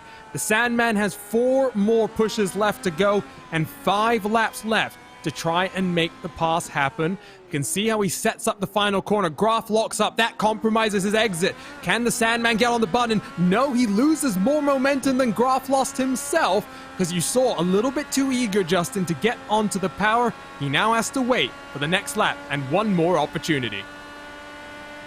Still plenty of time to regroup here and think about how to play this now. So it just needs to be able to keep into a proper rhythm, because it's obvious that Graf is struggling right now in the final chicane in particular. That's the tricky part here. On board, we run with the Sandman. By the way, I'm looking at some of these gaps that are developing. Top 7 are now 1 lap down. Ryan Otis will just about in danger of getting lapped before the conclusion of this race, I think we might only have the top 5 cars that stay on the lead lap come the checkered flag. That illustrates the domination of Sage Karam out front. But this battle will go to the end between the Sandman and Tyler Groff. Impressive runnings as well from Connor Harrington, Brian Carey, and Aaron Morgan here. Justin, we haven't talked too much about them, but they've been very solidly running consistent lap times. Morgan is closing into the back of the Canadian Brian Carey. By about a couple tenths a lap in particular for that battle. So that's going to potentially be heating up as well. Morgan doing a very impressive job being consistent and being proper through his motions. But falling on board with Tyler Graff once more with the Graphics Esports on board. You can see the pressure still being kept up by the Sandman. Sandman, not necessarily the quickest in an IndyCar, but very quick on road courses in general. Lots of experience in the Lotus 79. Finds himself with a couple more laps, couple more opportunities to find his way into the danger zone and trying to get side by side in towards turn number 1. Push to pass being used by the Sandman to try and close that gap back in at this point in time. It's going to be close. I start to wonder now, even though we saw that big contact from Groff a couple of laps ago, Justin, he's picked up the pace quite considerably here, I think, and you can see Connor Harrington coming from behind. He might be trying to get on past fairly quickly.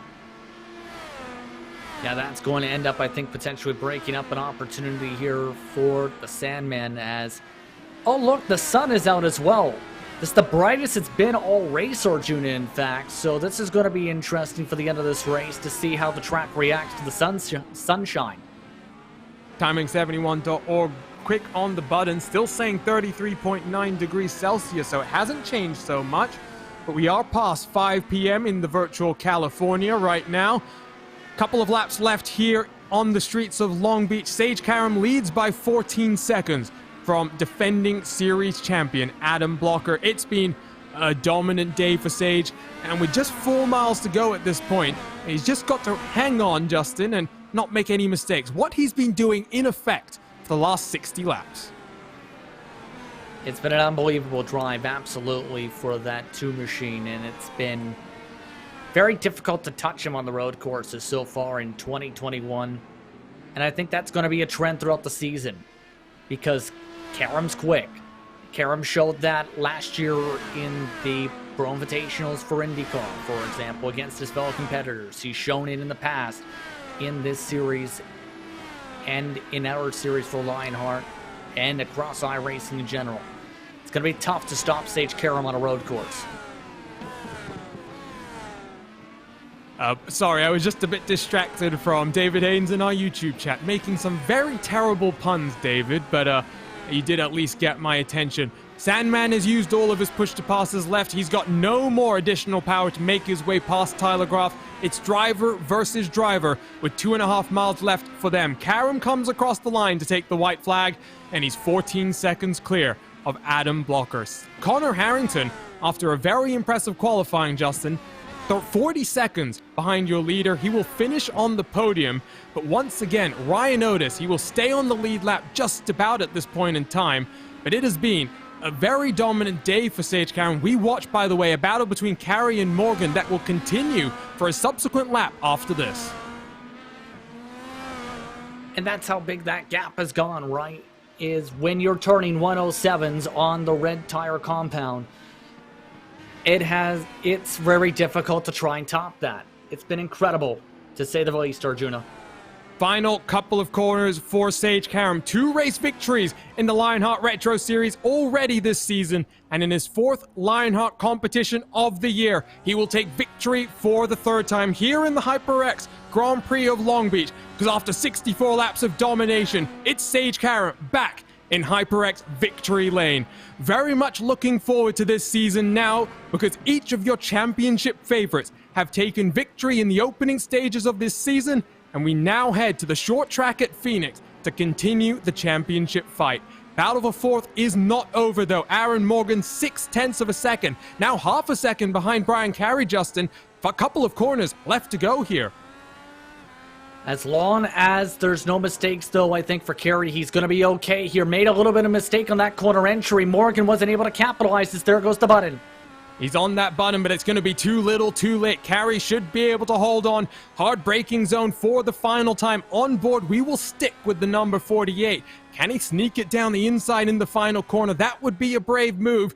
I don't think he even thought about it. He will take this 5th place position, and I think it's his second top 5 in Lionheart IndyCar Series competition. Very strong run from Morgan. Carey beats him across the line in 4th. Graf and Sandman, they finish in 10th and 11th respectively. It's been a very fun 64 laps here, and out of the 37 starters, we finish with just under 20 cars taking the checkered flag, Justin. An indication of just how tough this circuit is, but a real effort by these drivers, and for everyone who got to the checkered flag, they will have a well-deserved celebration tonight. Absolutely, with how the pace played out and the difficulty and attrition built in. This was a track we knew that was going to wear out the drivers right from the get-go, and that's exactly what it did throughout the night tonight. What an incredible race. What a credible domination, though, for Sage Karam once more.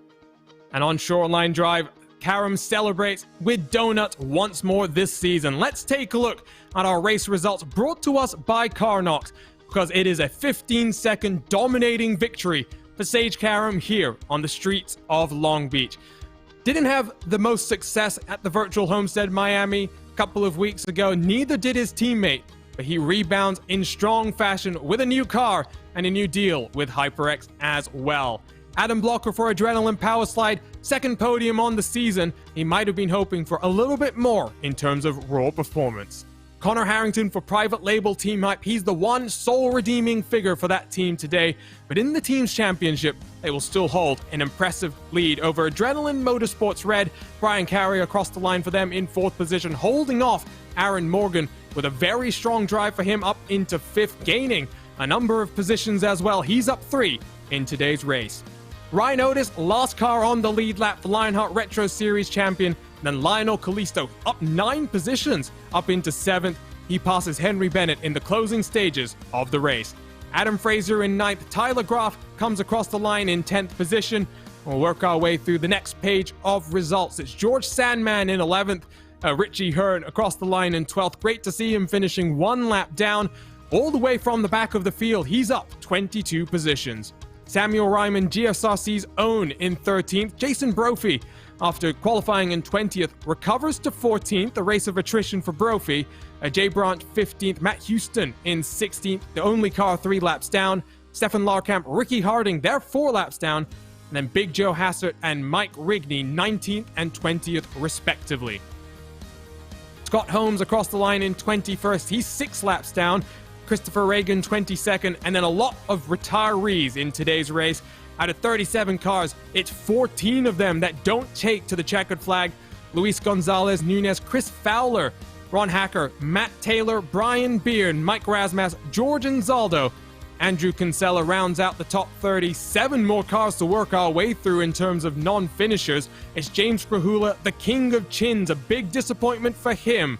A big mistake on lap number 8 into turn 1 retires him from the race. Jason Galvin in 33rd, James Poulsen in 34th, James Weaver 35th, Dustin Wardlow in 36th, and then Brian Greenlee, our final finisher, in 37th position. Let's go back to the streets of Long Beach for the Hyperx post-race show, because the Lionheart Racing Series is powered by Hyperx, makers of premier gaming gear like the legendary ultra-comfortable Cloud line of gaming headsets. Whatever you play, however you play, Hyperx knows we're all gamers. For more information on Hyperx products, visit hyperxgaming.com, and don't forget to use promo code Lionheart15, that's LIONHRT15, for 15% off all orders. Let's work our way into Hyperx victory lane and bring in our race winner, Sage Karam, who is standing by with Justin Prince. Yes, indeed, Sage. A very dominating victory today by more than 15 seconds. First things first, Sage, how does it feel to be so dominant today and come away with the inaugural win here at Long Beach in this series? Yeah, I mean, definitely feels good. I'm glad it's over with now. It was a tough race for sure. You know, this place is definitely very difficult to drive. Every lap, depending on how big the lead was always kind of on the edge. You always had some sort of moment, and it's just really easy to screw it up here. I think with this track being smaller and more technical, there was a lot more lap traffic to deal with. So putting that into account, I mean, it was hard to manage that, but thankfully, those guys did a great job of, just kind of making it not totally unpredictable. And it was smooth sailing, no incident points, and was able just to kind of just do my own thing out there. Of course, on top of things as well, the tire compounds were also a factor in. How did that play into how you attack this race, going between the red wall tires and the black and white tires?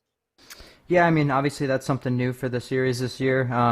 It's really cool that we get to do that like we can in real life. So the reds are really, really fun to drive on. They have a lot of grip.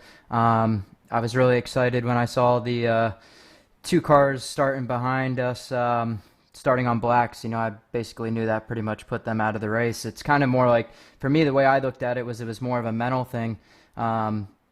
If you start on reds, you can stay with the pack and, attack for position. Whereas if you start on blacks, you're just losing spots, and then you're pretty much playing catch up the whole race and overdrive, and that's when you get in trouble. And it seemed like that's what happened. So I knew I just, wanted to start on reds and try and control my own fate and, get out to a lead. And thankfully that's what we did. And then I went to blacks, and, it didn't really seem all that bad.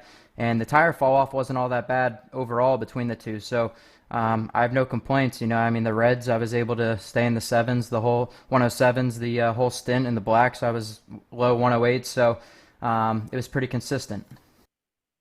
Incredible blistering pace, to say the very least. And one of the main interesting marks coming up is going to be how things fare up for the next upcoming schedule, because Watkins going to the next road course, but it's short track racing up next. Your thoughts on going over towards Phoenix? Yeah, Phoenix is always a tough one. Qualifying's pretty big there, so gonna have to figure that out.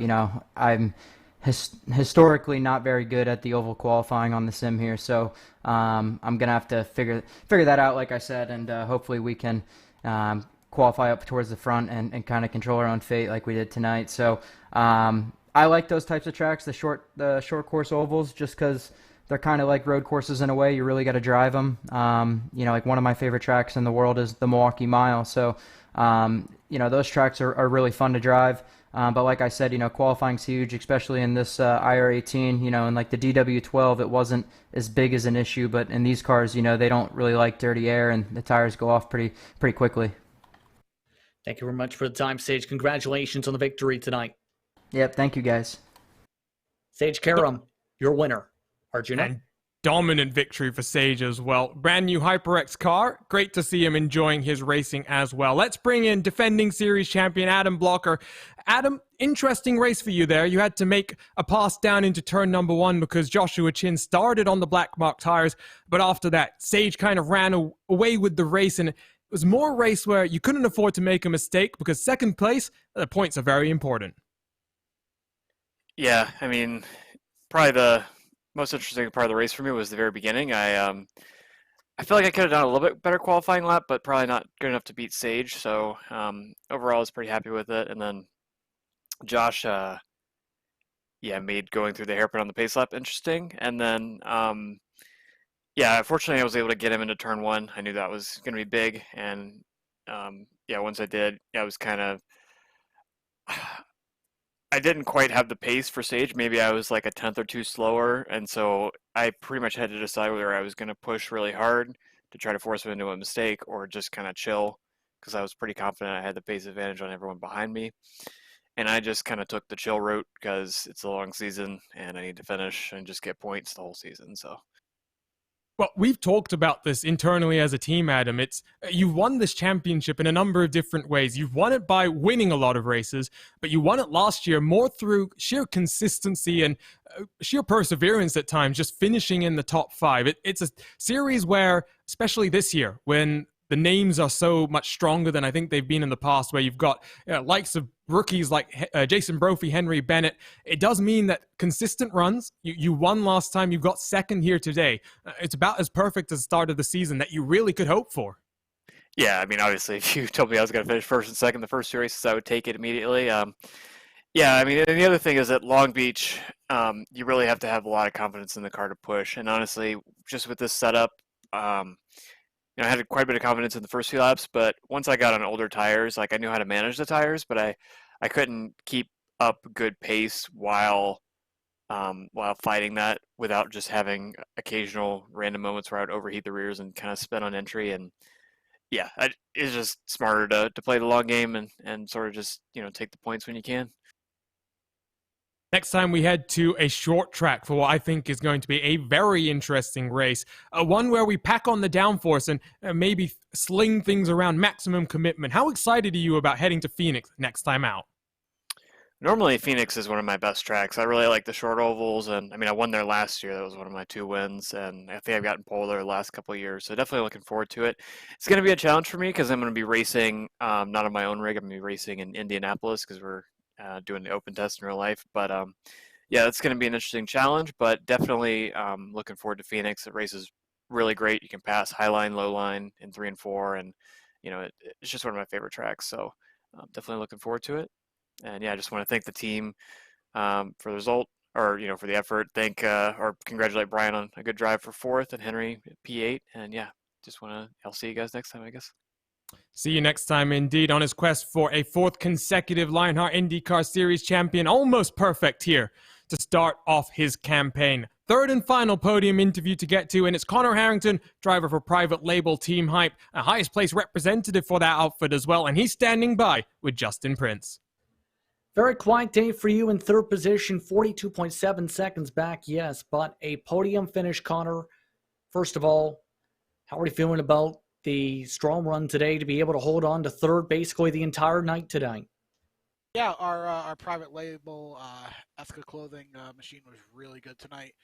I don't think we really had the pace to try to hang with Sage or Adam, so we tried a little alternate strategy at the start by running the hard tire, and we were able to thankfully survive the first stint on the hards there, and then be able to go to the softs and open up the gap to make it a comfy 3rd place finish for us tonight. What makes this track so difficult in your opinion? Because it caught several drivers out as well tonight, including your fellow teammate Joshua Chin on this strategy. Yeah, I don't know. It's I think the tough part about it is just it's the bumps, really.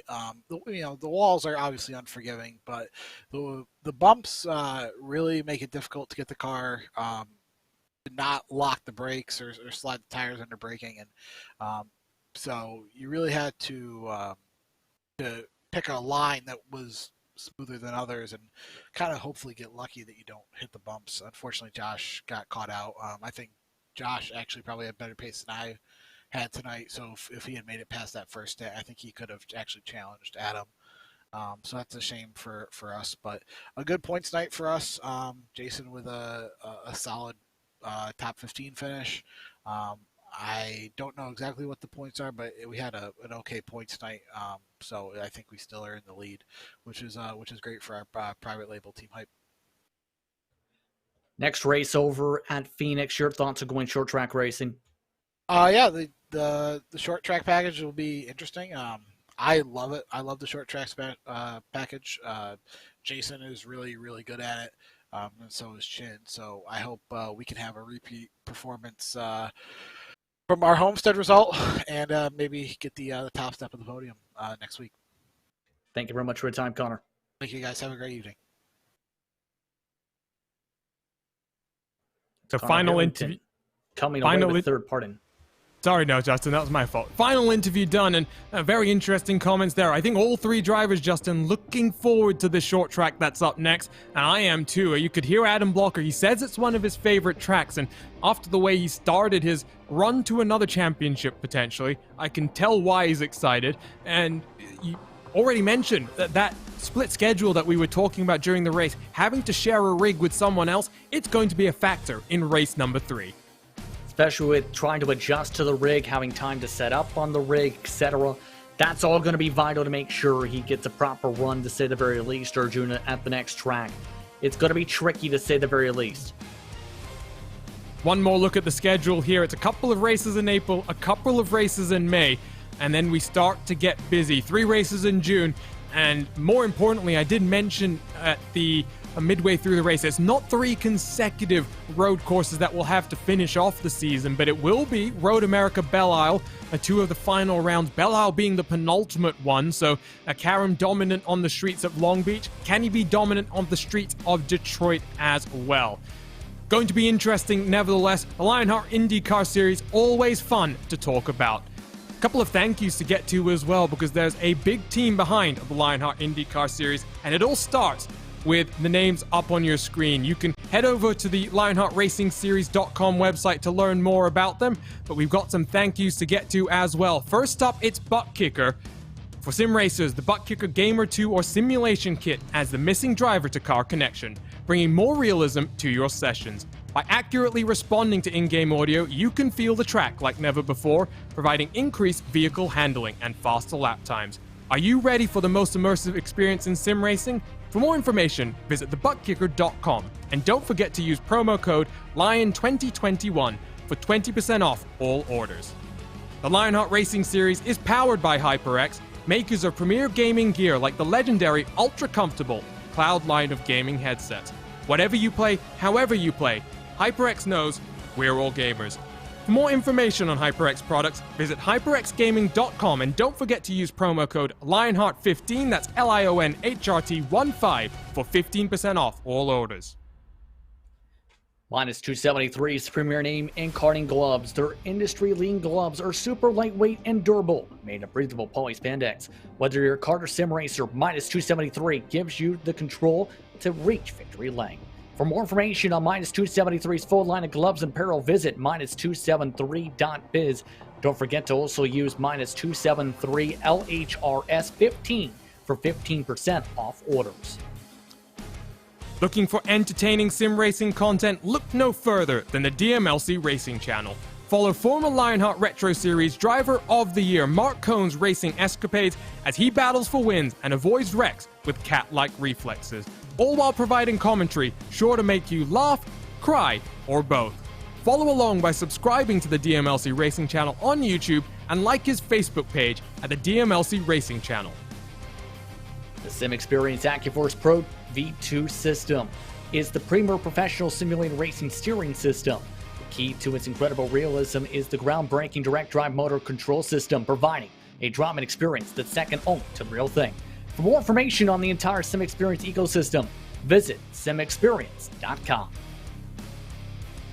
And again, you can visit the Lionheart Racing Series website to learn more about all of the Lionheart partners and the people that make this series happen. It's time to say goodbye, though. To follow all of us for more esports action, stay involved on social media at Lionheart Series to stay involved with all 3 Lionheart competitions on Twitter, Facebook, and Instagram. If you want to stay involved with us at racespottv and all the great sim racing series we get to cover, subscribe to us on YouTube. Hit the bell next to it as well to get notified every single time we go live with the great sim racing series we get to cover.